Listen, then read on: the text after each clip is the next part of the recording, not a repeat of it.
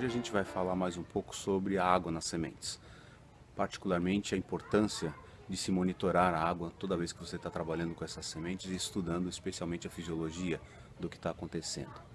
E vamos dar mais alguns truquezinhos no final, como converter algumas unidades. Espero que vocês aproveitem bem. Em vídeos anteriores, nós mostramos como você pode determinar o teor de água usando uma estufa, um dessecador, cápsulas de alumínio e uma balança. Mas qual a importância de se determinar esse teor de água? Em linhas gerais, a quantidade de água que uma semente tem vai praticamente definir qual é o estado fisiológico, qual é o nível de atividade que essa semente está. Então, uma semente bastante hidratada significa que praticamente todas as atividades metabólicas estão acontecendo. Uma semente bastante seca bloqueou, parou quase todas as atividades. Restam muito poucas atividades fisiológicas e bioquímicas que acontecem em teores de água mais baixos. Há faixas, há gradientes de água em que determinados processos, determinadas reações acontecem. Então, quando você diz quanto de água tem uma semente, você está dando um mapa, um diagnóstico bastante confiável de qual o estado metabólico dessas sementes. Por exemplo, se você coleta frutos dispersos de amendoim bravo, como desta árvore aqui que está dispersando agora, então o fruto cai e se você coletar o fruto e abri-lo, você vai encontrar dentro dele uma semente. Essa semente frequentemente está com um teor de água bastante baixo, normalmente abaixo de 10% em base úmida. Agora, se você coleta frutos de guamirim, como desta árvore aqui, por exemplo, que está dispersando os seus frutos aqui, e você coleta esses frutos, extrai a semente e analisa o teor de água dessa semente, você vai verificar que frequentemente esse teor de água está bastante elevado, acima de 40%, 50% em base úmida. O que significa isso? Significa que as sementes de guamirim, quando são dispersas numa atividade metabólica bastante intensa ainda, enquanto que o amendoim bravo ele é disperso com quase todas as suas atividades metabólicas paradas ou diminuídas ao máximo. O armazenamento de sementes, por exemplo, é tão mais eficiente quanto mais secas as sementes estiverem, exceto para as recalcitrantes, que nós vamos falar sobre elas ainda em outro vídeo. Mas quanto mais você reduz o teor de água das sementes, significa que mais você reduziu a atividade metabólica dessas sementes e, portanto, a perspectiva de conservá-las por mais tempo. Nós falamos dos valores de teor de água daquelas sementes em base úmida. Agora, como seria se eu quisesse falar em base seca? Então, por exemplo, vamos supor que as sementes de guamirim, dispersas com 45% em base úmida, eu quisesse saber quanto isso representa em base seca. Ora, se elas têm 45% em base úmida, significa que elas têm 45 gramas de água em cada 100 gramas de sementes. Portanto, eu tenho 55 gramas de massa seca. Se eu tenho 45 gramas de água e 55 gramas de massa seca, eu tenho 45 por 55 igual a 0,82 gramas de água em cada grama de massa seca, que a gente expressa em gramas por grama, isso em base seca.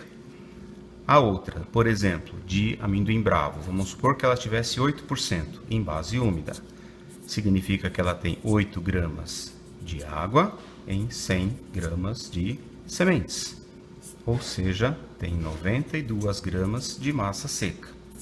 8 gramas de água em 92 gramas de massa seca vai me dar 0,09 gramas por grama. E se eu quiser fazer a conversão inversa, por exemplo, eu tenho material com 0,3 gramas de água por grama de massa seca, isso significa que eu tenho 0,3 gramas de água em 1 grama de massa seca, ou seja, as minhas sementes têm 1,3 gramas.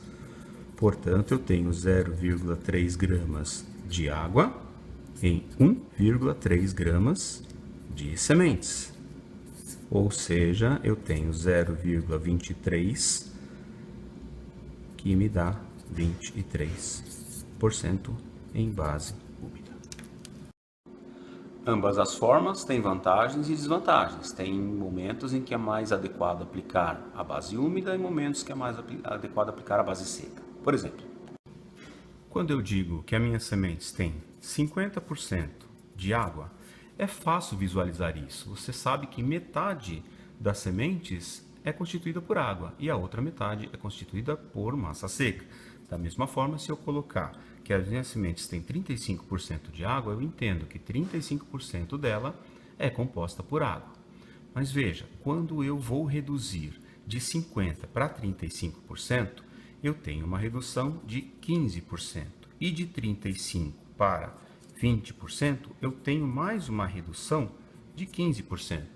E isso me leva a pensar que essas duas reduções foram semelhantes, quando na verdade não. Vamos ver pela base seca.